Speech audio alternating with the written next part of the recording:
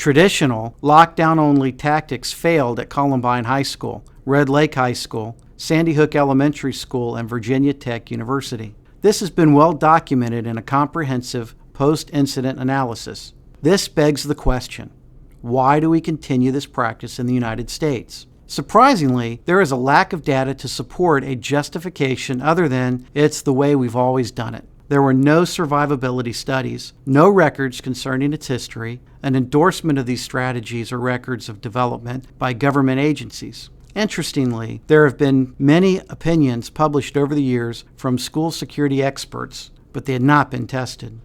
The law enforcement profession and first responder communities have evolved immensely in their combined response tactics to active shooter incidences because of these same studies and post-incident analysis.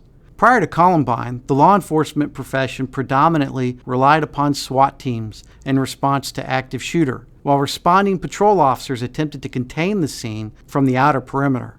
This proved too slow a response to save lives. In general, law enforcement response has evolved from the SWAT primary engagement strategy to what is now an immediate engagement by the first officer arriving on the scene of an active shooter in an effort to neutralize the threat and preserve life. The federal government's recommendations for response to an active shooter has done the same for the evolution of traditionally passive lockdown policies.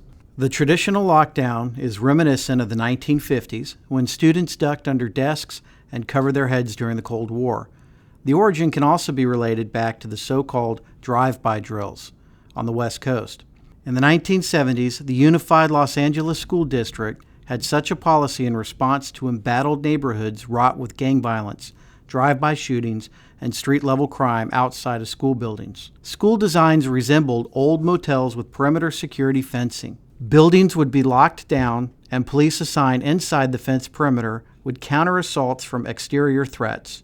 Lockdown training applied to classrooms, and the term reverse fire drill was coined. Students caught outside or in an open-air corridor where shooting erupted would be quickly relocated inside the secure building.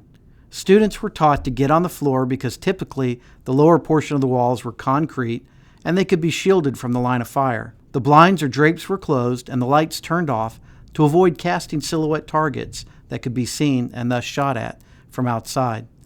Evacuation was not an option because the threat was external.